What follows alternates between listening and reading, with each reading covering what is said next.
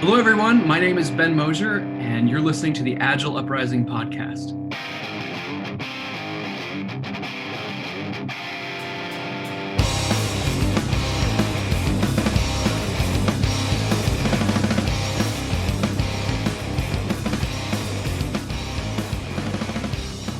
Greetings and welcome to another edition of the Agile Uprising podcast. I am your host, Jay Hersko. With me, I have fellow coalition members, Franz Alchemade. Did I get it? You got it. Fantastic. And Joel Stone. Hello. Who is quickly replacing Jonathan Schneider as the irregular regular. So, the topic of this episode is we're going to discuss a book that has absolutely nothing to do with Agile, but when you go through the materials, it does have some ties to what we do as Agile practitioners in regards to dealing with people, coaching, and transformations. And the book we are going to cover, Howard Bloom's The Lucifer Principle. So right before we got recording, we started joking about the title is one that literally slaps you in the face. It can't help but being noticed. It's definitely one of those things that will drive a little bit of healthy dialogue when you bring that up in polite company. So before we go into the book, just a little bit about Howard Bloom. So he's a very interesting guy. So he went to school to study science, microbiology, all that sort of stuff. At one point, he graduates NYU and says, screw this, I'm going to go into work in rock and roll. And he actually became a publicist. So funny truth about Howard Bloom, he was a very successful publicist for ABC Records. He helped launch the careers of artists like Billy Joel, Hall & Oates, Kiss, Lionel Richie, The Talking Heads, AC/DC, Earth, Wind & Fire, right? So here's a guy with a hell of a pedigree, right? And then while he was doing that, he went back and started writing books and getting more into the science background that he had. And that's where this book comes from. So, you know, the title slaps you in the face, but it really talks about the book itself leads into where does evil come from, right? That's the thesis. And Bloom talks about how evil is woven into our biological fabric. However, we can't really use the term evil because evil describes malintention. Or a motive that's malicious, when in fact, what we see as evil as humans is really just a biological byproduct of our species trying to survive. And bear with me here, trust me, this gets to the Agile stuff quickly. So when you think about a lion, right? A lion on the plain of the Serengeti, right? There's a basic law is the lion has to choose between death and death. Either the lion kills a gazelle and eats and doesn't die and the gazelle dies, or the lion chooses not to kill the gazelle and it dies itself of starvation, right? So all these people that talk about killing is a man invention to human invention, no, it's not. It's not from our culture. It's natural, and it's a byproduct of our biological will to survive. That's where the Agile stuff starts tying in. The next concept Bloom starts to talk about, which I thought was really fascinating, I'm going to ask you guys what you think of this, is the idea of the triune brain, right? So a brain of three pieces. We've all heard the idea of the lizard brain, right, which is your basal ganglia. This is fight or flight response. This is aggression, dominance, territoriality. We're all very familiar with that lizard brain that's been around since the dawn of humans. On top of that lizard brain sits what's called the mammalian brain, the paleo-mammalian brain, right? So this is your amygdala, your hippocampus, your hypothalamus. And this deals with our higher emotion like motivation, reproduction, parental behaviors, all those things that tie to us being mammals, right? And sitting on top of that mammal brain is what's called the neo-mammalian brain, right? Which is your neocortex, which is the things that make us unique as humans. This is language, abstraction, perception, planning.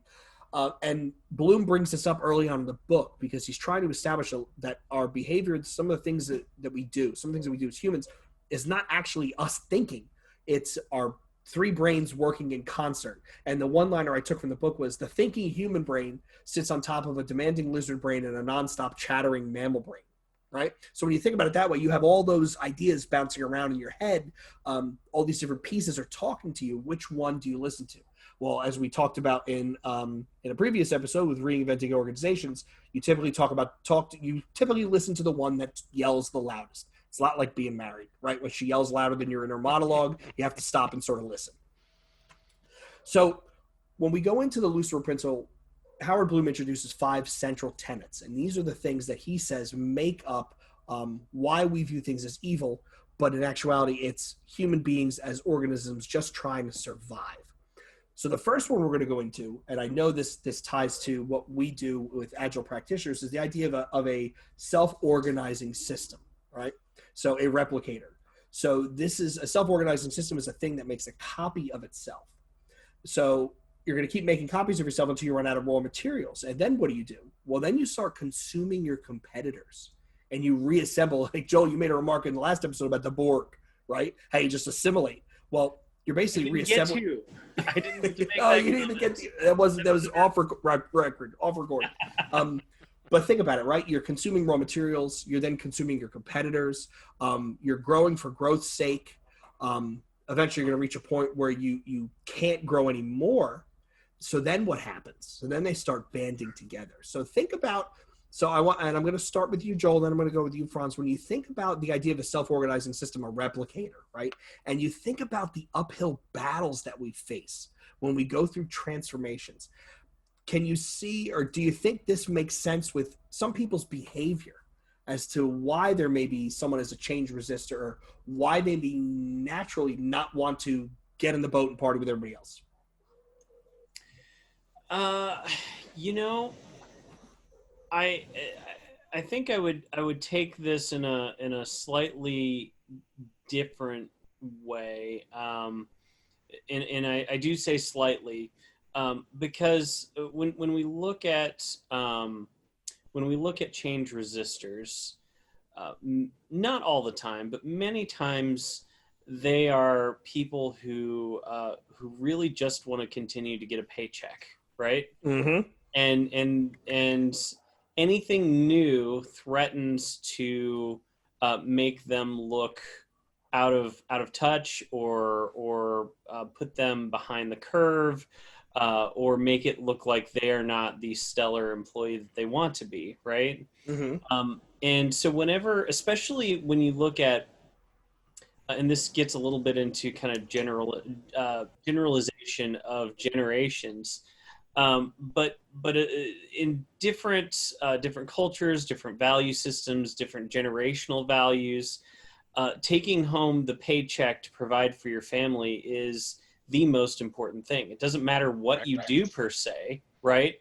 But taking home to provide for your family is the most important thing. So anything that might threaten that is bad, and to be resisted and to be shied away from.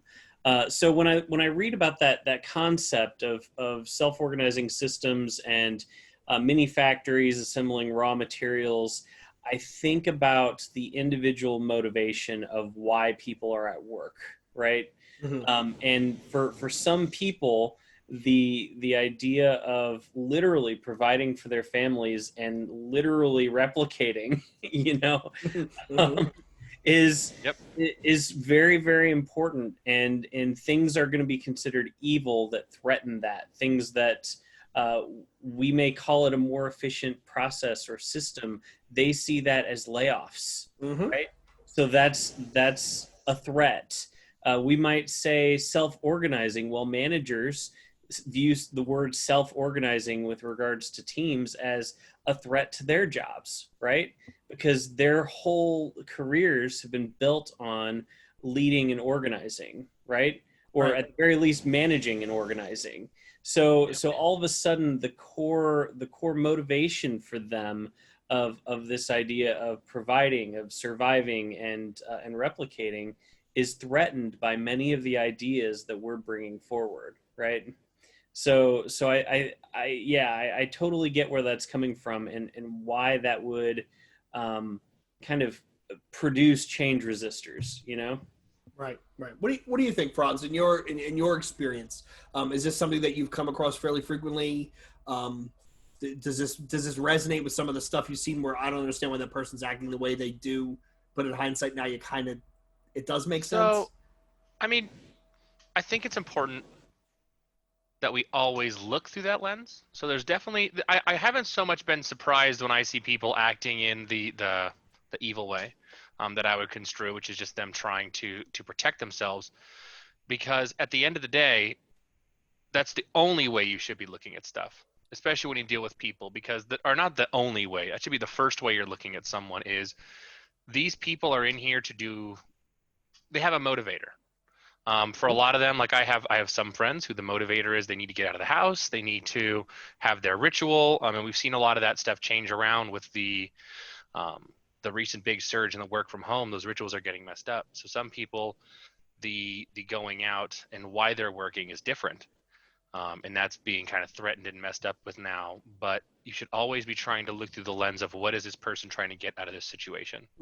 So if you can see it as, well, this employee is acting out because we're threatening their paycheck, or this employee is acting out because we're threatening their paid vacation or the trips that they take every year to some conference. Like you always see, when you're playing chess, you always want to look 5 steps ahead. Sometimes you should also be trying to see 5 steps back to see what put them in this position that they're in now. So why is this person angry? What is the motivator? That's a good point. It's a very, very good point. You need to look forward and look backward. Because at the end of the day, to what you both said, we're just trying to provide for our families. However you define that family is, open to interpretation, but that's what we're all trying to do at the end. So the second tenet, the central tenet of the Lucifer principle, is something I think we can all get real familiar with quickly. It's the concept of a superorganism, right? So this is the idea of a bunch of replicators banding together to form a superorganism. And the interesting thing I thought about in the readings was he talks about this idea called apoptosis, which is an intrinsic suicide program, right? So this is a part of an organism that self-sacrifices itself for the greater goods of the whole. I don't know how to back that up to like the corporate world. I haven't seen, aside from Jerry Maguire, I haven't seen many people decide to fall on their sword, right, for the sake of the greater company. I think those days are long behind us. But the bigger part about the superorganism is it helps us define ourselves, right, by what we are part of. We define ourselves as extension, as part of that superorganism. So those of you that have listened to some of our previous episodes on spiral dynamics, or if you're familiar with the material, this is very much that purple tribal layer of spiral where it's us versus them, right? I have my superorganism and you have yours, and there is the concept of the other, right?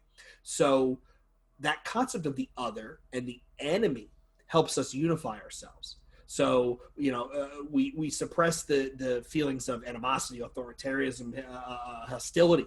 We suppress that inside our own superorganism because the release comes when we put it against the other. So Jay, are you saying here that maybe this concept is what's at play in the safe versus scaled agile war? Absolutely, right. So think about it. You're defined by your group.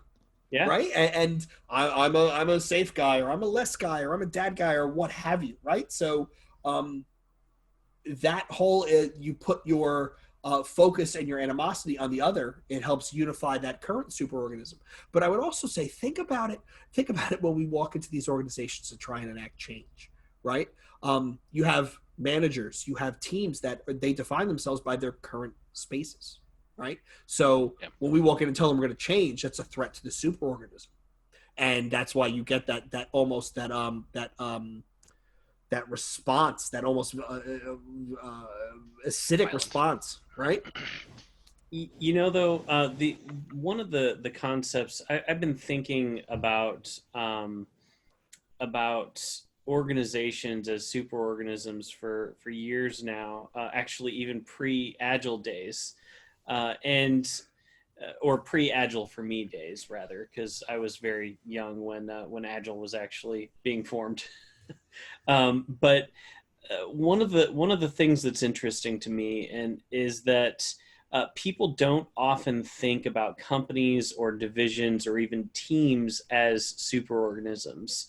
But when you do, it explains a lot of different things. I know I'm pretty sure I read in the book that, or in one of the descriptions of the book, that he specifically calls out like mob action being explained by the superorganism concept.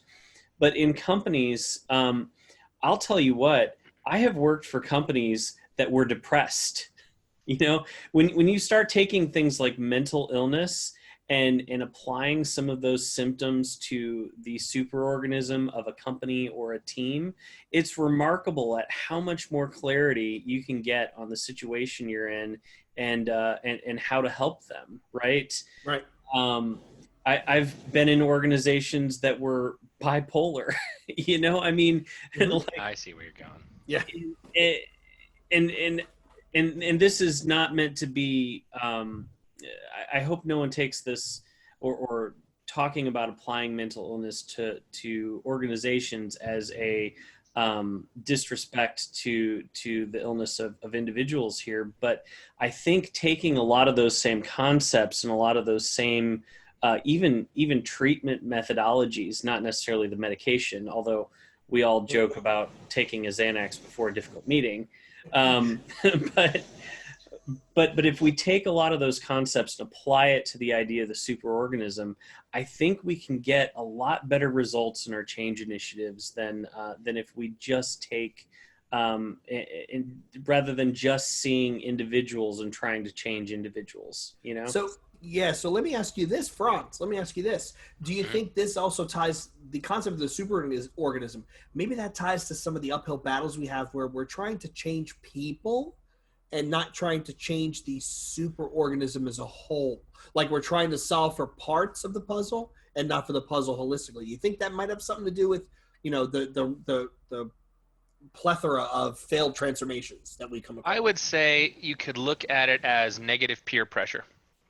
So we have a superorganism. Superorganism has a hard time with a particular way of delivering. Every single time that you go in there and you say, okay, hey, wait a minute, employee 1 out of 10. We're going to sit down, we're going to talk, we're going to find your bad habit that contributes to this, and we're going to fix it. And then you go to employee 2. But by the time you've gotten to 3 or 4, because the superorganism is trying to heal itself and it goes, no, we are not wrong. Clearly you're coming in there, you're invading the way we're doing this. It is going to reinstantiate those bad habits because it is an environment that encourages them. So there's definitely a case to be made when you're coming in there and you're looking at team dynamics where there's some sort of serious problem. If you can't take a step back and look at it as the superorganism or the team at all, you're not going to be able to get any real long-term purchase. Right. You're going to fix bits and bots, and then they all get overridden by the Exactly. Joe was talking about like an organization that could actually be sick, right? There is that sort of thing. There is that organizational energy. There's that gestalt that sits on top of an enterprise that when it goes sour, I mean, you want to talk about an uphill battle. I mean, sometimes it just happens. I mean, we forget, you know, with Taylorism, we forget about and calling people meat widgets, right? We forget about the fact that organizations have the same roots in Latin as the word organism, right? It's a conglomeration of an organic thing. So don't treat it like a machine, treat it like a living being. Exactly. Maybe get some different results. Yeah, I mean, go into any organization after they've just had mass layoffs and tell me that organization is not depressed. Yeah. You know? Well, I mean, I this was something that depression was ironically the one that I first thought of when you brought it up, Joel, of the idea of incorporating this idea of mental illness. You see, when companies sometimes get in a tailwind, it follows a lot of the standard traits you'll see in a depressed person.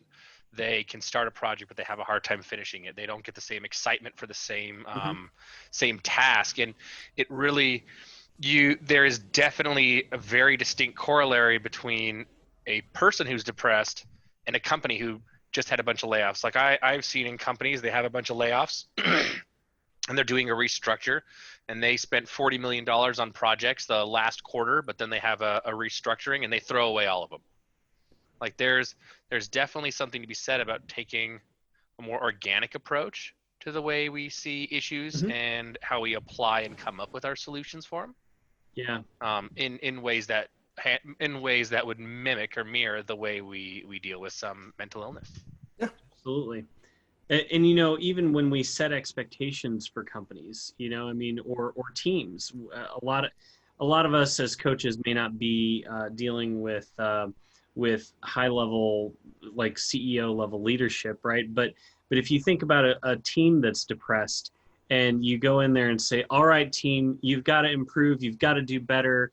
I'm going to set this really bold goal and we're going to go do it. If you're looking at that would be very classically how we would probably engage a team, right? But if you start thinking about a team or you try to cheer them up and excite them. But if you start thinking about a team who might be experiencing symptoms of depression, that's actually the exact wrong thing to do, right? Mhm. They're going to go back to bed. Right. Like that's Right. that's how that works. And in fact, that's what oftentimes happens, right? So how often are we coming in and trying to do an agile transformation on an organization who can't transform because we need to deal with some of those larger issues of the superorganism first, right? Right. That pre-existing baggage you're walking in, and that's Right. not something that Yeah. comes out in an interview, right? Yeah. That's not something that you only see when you're there and in the trenches looking around, going, "Wow, look at all these people with the 1,000-yard stare," and it's Yep. Now, Well, I mean, that's all you do. if any therapists happen to be out there listening, please come into the agile coaching profession. I beg you, because let me tell you, you will make way more money, and we need your skills and expertise. Yeah. We deal with mental illness at the individual level, at the organizational level, every day. We need you in our profession. Very true. Very true. Franz, you were going to say something? I'm gonna be honest. I think I lost my tread there. I will come back to it later if I can pick it back up. No problem. No problem. So we've talked about the self-replicating machine, the self-organizing organism. Then we talked about how that grows into a superorganism. Now we're going to talk about the thing, and I hate the fact that this word has been usurped, the meme. Yeah. Right? So when you see this thing, everybody thinks, the two ladies crying on the left side and the cat looking up over the table on the right? Or you think about some other, old white guys on the internet explaining memes. It's a horrible podcast theme. But the first time I saw this word used in an academic setting was Spiral Dynamics, where it talks about the cultural memes. But here they talk about memes as an idea replicator. So The DNA of an idea. Exactly. This is the thing that pulls together the superorganism, because it's almost like that unifying core concept. It's at the center of every enterprise. It's the center of every society.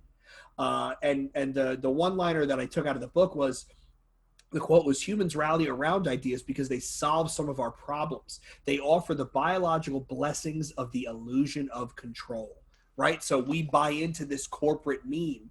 And because it's organizational shorthand, we don't have to think; it just tells it for us. And that subsequent idea knits us together, and everybody who agrees with the idea all goes in with it, and it gives comfort and companionship. And sometimes ideas take a while to gestate, but when they come out, they're a great unifier. So, how does this conceptually tie into some of the stuff we encounter with a transformation? I'm just going to throw it out there. Whoever wants to go first can go. So, I don't know how it would necessarily correlate with. Well, I guess you could say we can correlate with a transformation.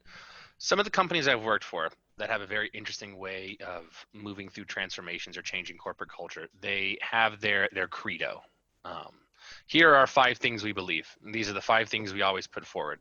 I'd say in the corporate the corporate world, I'd say it's the closest you're really going to get to a meme. This idea that is perpetuated by the superorganism, by the company, and then is kind of pushed down into everybody else.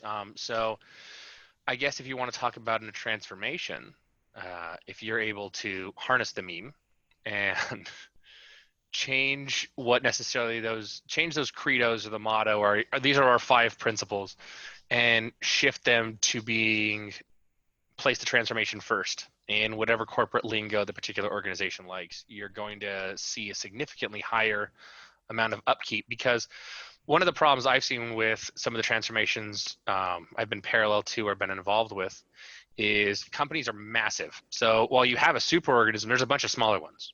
Mm-hmm. So you come into R&D and you do a beautiful, agile, you do a big agile transformation, but then you go to IT&D, or you go to business, or you go to marketing, and you try to do the same agile transformation. They are on completely different wavelengths. Mm-hmm. They have different business mentalities. They have all this other stuff.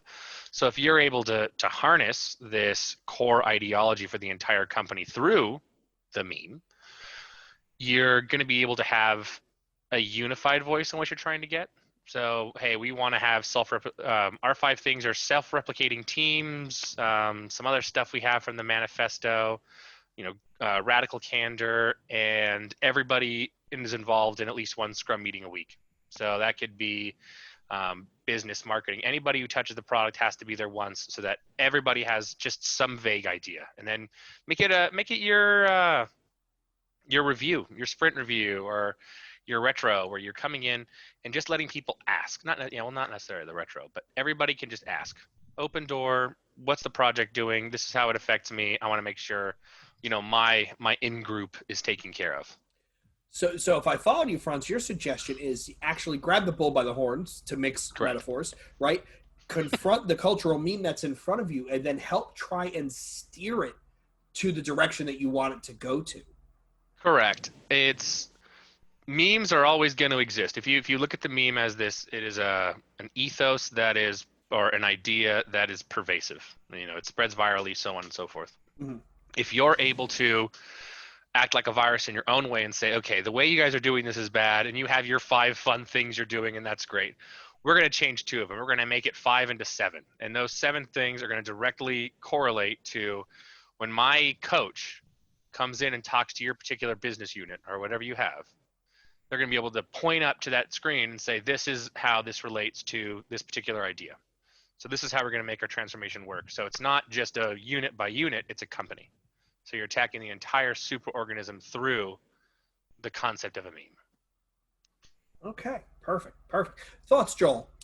So with this one, what I'm really drawn to is the idea of the self-replicating piece of it, right?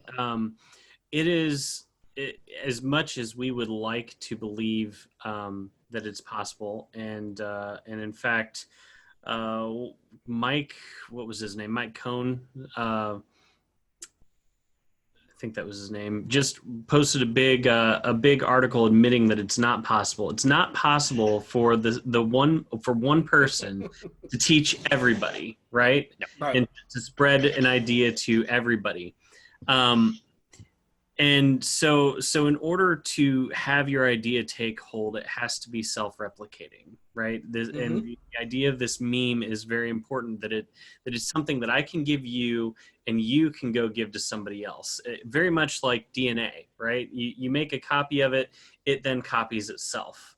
The problem with that, and the problem that I think that we've seen pervasive throughout Agile, through transformations, through everything, is that the more something replicates, and this is true with DNA too, the more something replicates, the more small differences are there, and the further it gets from what was originally created, right?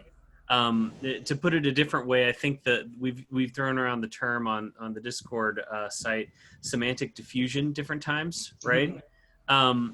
Where the more an idea, the more a term gets replicated from person to person, group to group, it changes meaning, right? So I think it's very important that when we're talking about memes, that we understand that this is and I think the book hits it on the head. This is a biological function. It is impossible to control it, right? Mm-hmm. You can try, but this will happen, right? So you have to end up designing your transformations. You have to end up designing your memes in such a way that as they change and evolve, they will generally do so in the right direction, right?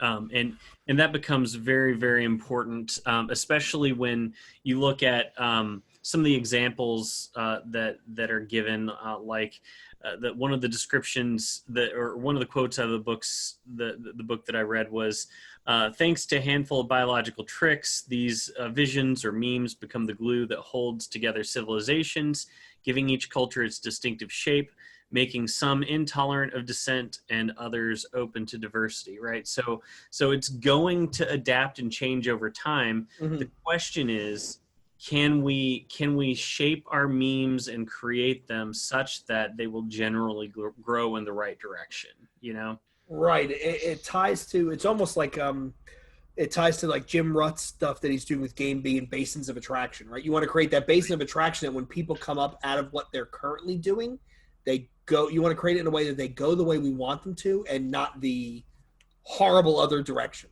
Right. Right? And that's much easier said than done. Or just changing their words in the Right. case of Agile, right? Right. We just switch us from going from 2-week update cycles to doing sprints. Right. I have to do work. I no longer have I have a daily status. I have a daily stand up. Right. That can Right. be It's no butchered. longer an Obeya. my lord, my lord. So, moving away from the meme, right? So we have a self-organizing items built into superorganisms, which then unify. A meme unifies them. The next central tenet of the Lucifer principle, which I think hits home for all three of us, is the idea of a neural net. So, in the neural net, the quote is, "The ideas are threads that hold us together in a vast network of superorganismic mind." That was a big word for me to get through with a couple beers deep. Weaving scattered individuals into cooperative entity of awesome power and size, aka culture. Right? This is the culture monster. There's a lot of examples in the book about religion as a neural network. It talks a lot about how cultural changes are enacted. Funnily enough, in history, cultural changes are typically enacted through violence. Not one of the things that we can resort to as agile coaches if we want to stay Not employed. yet. Yeah, not yet. Right. Give it another year. But there was a money quote in We're the not book. in the move of the purge. There we go. Right Weren't there some cities that were playing that noise? It's pretty funny. there. Yeah. That's a story for a different time. But yeah, there was a quote in the book that I thought was very, very representative of some of the challenges that we face, right? And the quote is, "To allow a faith or ideology to be overthrown would abandon a massive neural fabric into which you've invested an entire life, a network that cannot easily be replaced, perhaps that cannot be replaced at all." So Yeah. that hit home for me because I'm currently in a very large enterprise organization with people who've been there for quite a long time. Yep. And it's the equivalent, asking them to move to a iterative, agile-centric way of working, comparatively to what they've been doing for sometimes their entire careers, right, is Right. completely foreign. And when I read this, I kept putting the book down to think to myself, you know what? I get it. Like, I get why some people are so reluctant. It's because it's really like walking into the church and, throwing the Bible on the ground and saying, well, no, this is all wrong. You're going to do it a different way now. And can you imagine how people would react to that, right? It's Yeah. unhappily. unhappily is an understatement, right? I actually think religion is a great example of that, right? Because when Christianity was in its early days of spreading, and it really started to grow exponentially, obviously there was a lot of violence. But when it became a force that Rome could no longer ignore, there were some very interesting decisions that had to be made, right? And one of them was, okay, this is growing too fast. We can no longer ignore it. Do we try to kill them all, which they tried for a while and didn't really work, Mhm. right? Or do we embrace them and transform ourselves, right? So they did exactly what most of our organizations do, right? They said, okay, we will adopt Christianity as our global religion, but we get to keep Christmas and Easter. We'll just call them new things and slightly Mhm. tweak them to be religious, right?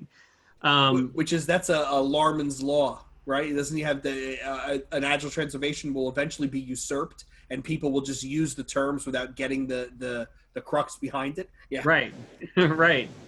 So that exact sort of thing happens, and the reason it has to happen that way, I don't think you can avoid it, or at least fully avoid it, is this idea of the neural net, right? The culture. You can't just put a stake in the ground and say everything from this point forward is going to be different, right?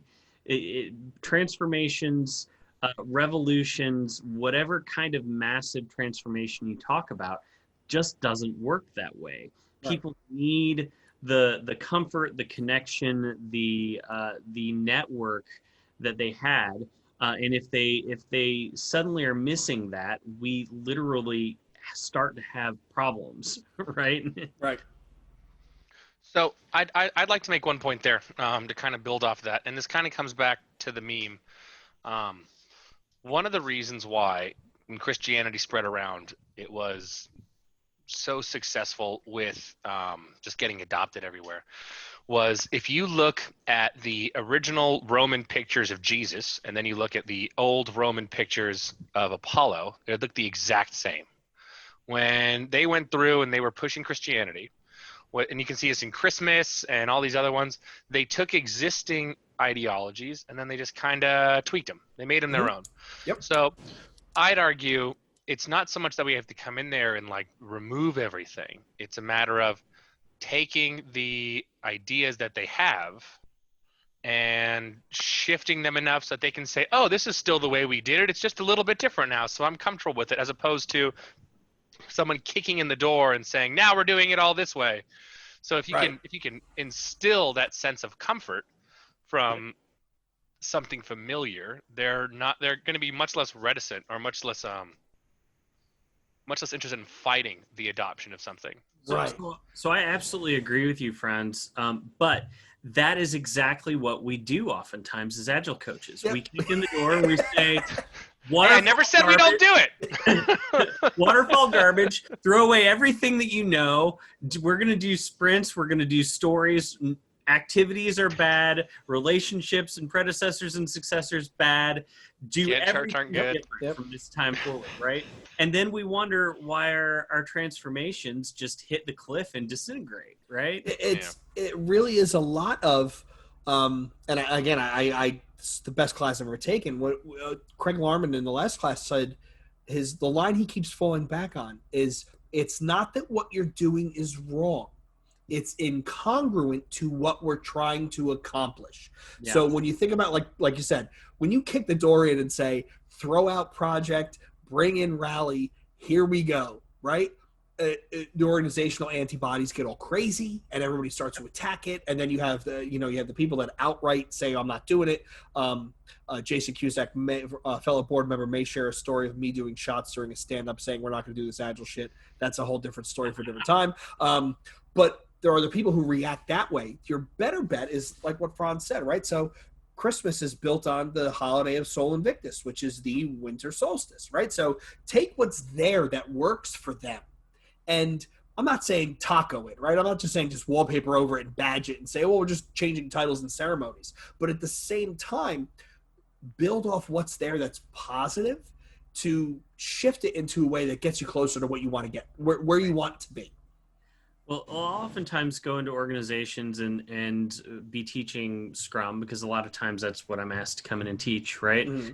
And people will say, okay, well, how do we deliver a working product or a finished piece of work in 2 weeks, right? It takes us a year and a half to do that right now. And I say, well, and after a while, we'll talk about it, and I'll give the nice scrummy answer for it.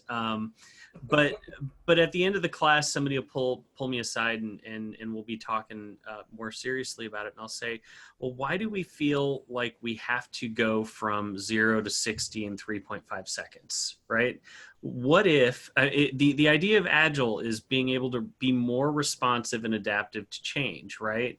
So what if we went from being able to deliver a product or a finished piece of work from a year and a half down to 9 months? That's a significant boost in agility, right? A 50% boost that hardly anybody's going to argue with that except Agile coaches, right? Right. So it's doing things like that can help ease people and organizations into the world of Agile without saying all of a sudden you need to deploy to production every 2 weeks. Right. And Troy, a fellow board member, makes a remark all the time. Sometimes we get too wrapped around the axle telling people they need to be able to deploy on demand. They need to be able to deploy on demand. And his remark was, well, what if that's not the right thing for the business? Like, what if that isn't the right goal for them? They just don't need that. Well, then why are we banging down that door for a goal that's not only unrealistic and possibly insurmountable, but again, incongruent, to use alarmism, with what they're trying to do? Yeah, absolutely. So the final tenet of the Lucifer principle is the one I think we'll see most of when it comes to what we do as coaches, and it's the idea of the pecking order. So the Yep. first step in that is nature tends toward differentiation, right? And the four archetypes in the book he talks about is the alpha, the bully, the joker, and the nerd. And there's a really interesting story about how they took the alphas from four different chicken coops and they put them into a coop together. So you have four alphas in the same room. And they said that within short time, they naturally reset themselves to resemble these four archetypes. So meaning that the pecking order is consistently shifting. And it doesn't matter what you are working into the new superorganism. When you get there, you're going to reshift and re-level set yourself. He talks about how concepts like peace and justice are really just representative of pecking order goals. So peace is, hey, I'm on top. Let's keep everything quiet. And justice is, well, let's keep fighting till I come out on top, right? Arguably, there's some political ramifications there as well. But then he goes into, well, how is pecking order used? And memes use a pecking order to drive that superorganism to expand, right? So my brain is telling me we're not at the top of the totem pole where we should be. We need to expand. We need to get bigger. They also introduced the concept of scapegoating. So we as people, managers, leaders, employees will create scapegoats when we see ourselves descending that pecking order. It's just it's a natural thing. And then there was a comment thrown in about how when someone willingly opts out of a competition, opts out of competing in the pecking order, they're going to descend naturally. Yeah. So I'm going to start with you, Franz. So I saw you nodding vigorously when I brought up the pecking order, right? So I let's talk about this and your experiences and where you've seen this really come into the forefront. So the pecking order is always a super interesting thing because it's something that is completely unique to the organization that you're working in. I did some stuff with Facebook. I went down there and I interviewed and I got introduced to how all their structure works, and it's very flat. The pecking order, like there's units that kind of sit above other people, and there's a little bit of seniority, but at the end of the day, everybody in a particular group is that tier. So there may be the person who oversees it, but the pecking order is very small. And then I've worked in some more traditional organizations where when you see the pecking order, it is this vast, like 15 steps to the CEO, or like 20 steps from the guy who just got hired, the intern, the TDP who's coming in. They're like 15, 16 steps because there has to be somebody above. And I mean, I've seen problems recently where an organization I got brought into, they had a very flat hierarchy where there was the one person who oversaw the developers, and then all developers were under him. And he actually got critiqued by his leadership for having a flat organization because there wasn't enough pecking order, and there needed to be that sense of traditional hierarchy to keep everything moving correctly. So they had to completely reorganize everything again to make that happen.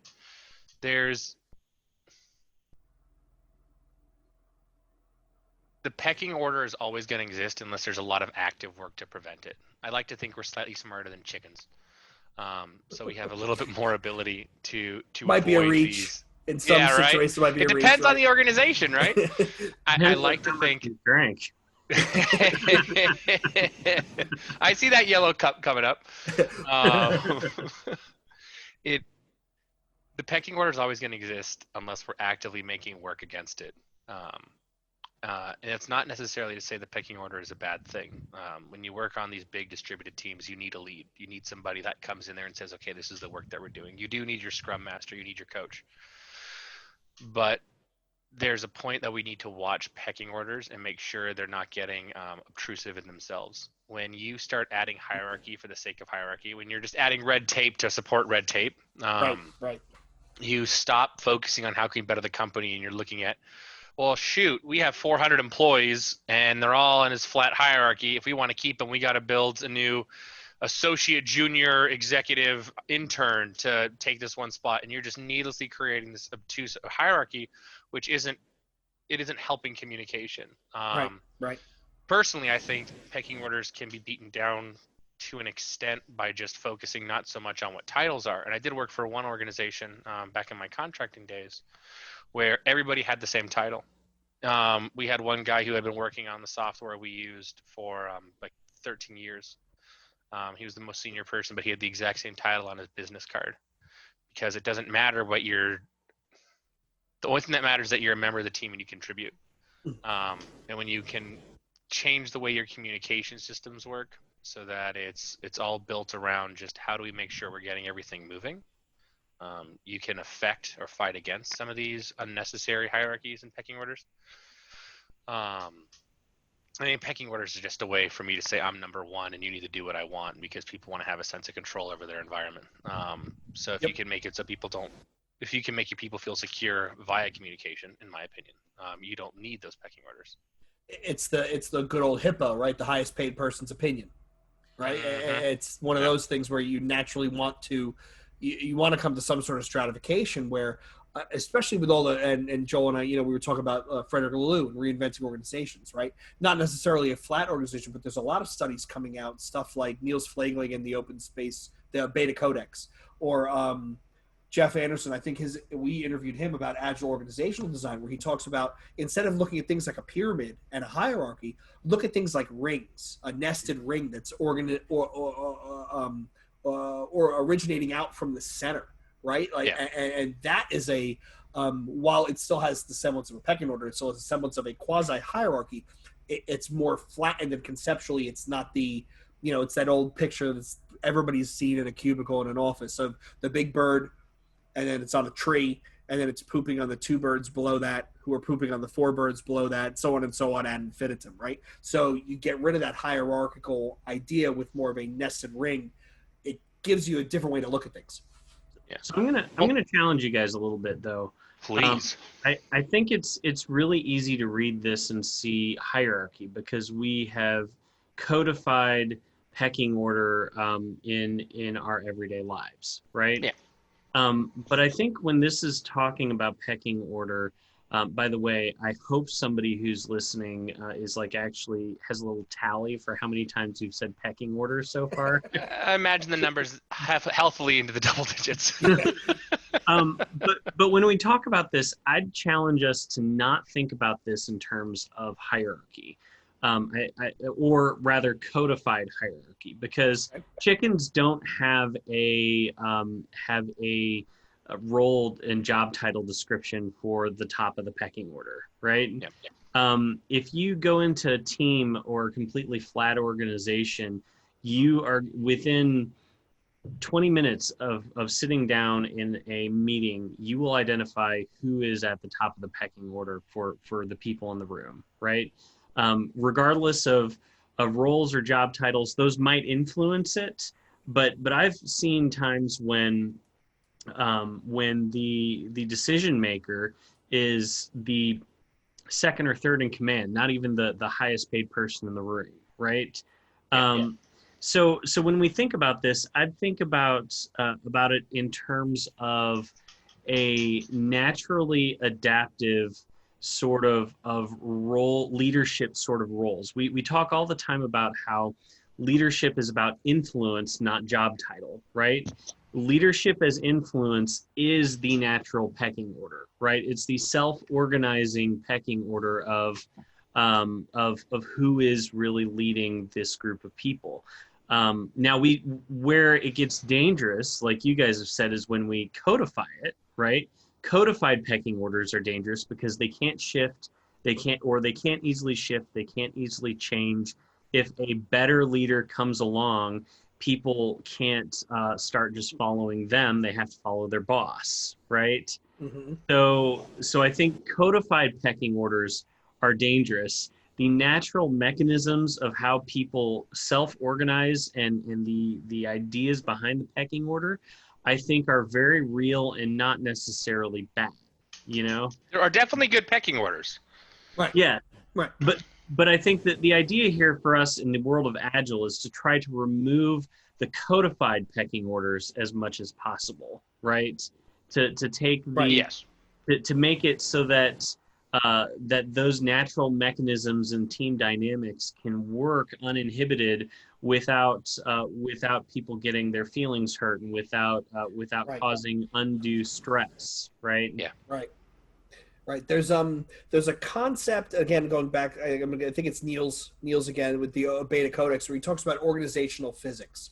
And this is an example of a healthy pecking order, right? So he has the idea of, in every organization, there's three types of networks. There's your formal, which is your hierarchy, right? Joel is my boss, and Joel's boss is Franz, et cetera, et cetera, et cetera. I got it. Damn right. I got a promotion. There I is like being the king of this pecking order. Woo!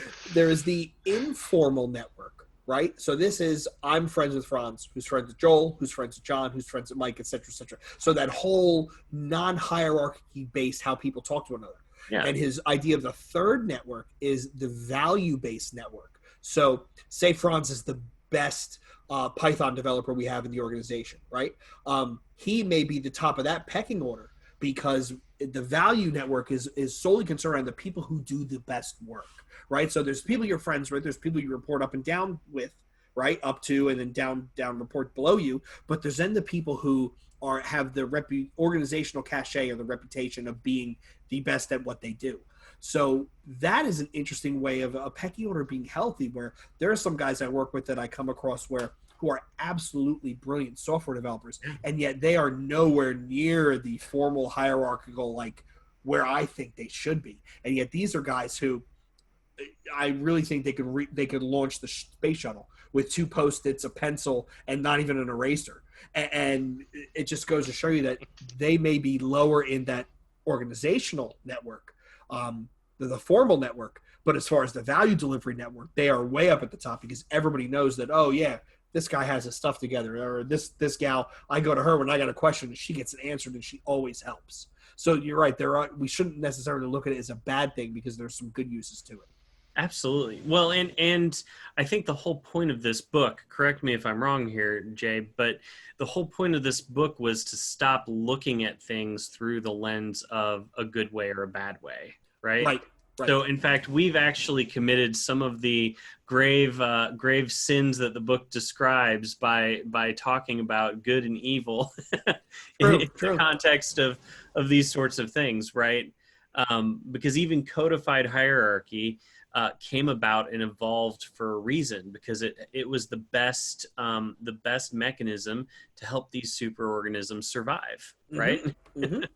Yeah, I mean, and we could literally go on for hours pulling in stuff like spiral dynamics, right, and how all these things play into that human evolutionary consciousness, or even you can grab the Ken Wilber stuff with integral theory and how those 4 facets of individual versus collective, subjective, objective, how that behavioral stuff all ties in. Like, you really could go down the rabbit hole. But you're right. The big thing I took out of the book was don't attribute something to malice when it may be a behavioral thing. It's ensured survival, right? And when I read this book, I looked at some of the people I've been working with day over day who were maybe not even notoriously difficult, but they were a little rough to get through to work with. And then I started to understand that maybe they just feel threatened, and it's a biological response where that's how they're reacting because their job is changing. And they're unsure and they're not comfortable, and maybe the organization hasn't created that safe environment, pardon the pun, where they can be honest and open and transparent and not have to worry about the baby is ugly, your baby is ugly and getting fired, right? And that has been a very to me it was very eye-opening to change how I look at other people. I so in one of the people that I coach, who wants to become an Agile coach eventually, I had this conversation with her. We were talking about the reasons why people might be resistant to Agile or not like Agile, right? And she said, oh, well, because they don't like this about it, they don't like that about it. And I said, well, no, let's think deeper, right? What kind of behavior has always been rewarded in the organization? And she said, oh, well, compliance and doing what they're told, right? And I said, and all of a sudden we're asking them, leadership themselves is asking them to start being more proactive, to be creative, to come up with things, and giving a lot more ownership to them, right? And can you see maybe why somebody might be resistant to that? And she's like, well, it took her a minute, and then she's like, well, yeah, because they've never been rewarded for that. Like that's never been, at any time that's happened to somebody in their career, they have gone down the pecking order, right? They have Right. been that sort of initiative has been seen as a challenge to leadership rather than something healthy, and they have been disincentivized of that kind of behavior, right? And Right. so we're coming in with training and saying, well, you should self-organize, you should take ownership, etc. And these people coming from kind of tying this back to the mental illness conversation, they're saying that's never been something that's been okay. So what Hmm. promises are you, outsider, going to come in and make to Yeah. promise me that it's going to be okay when I'm seeing this as the end of my career if I follow you? Right. I have a buddy who's a little bit dark.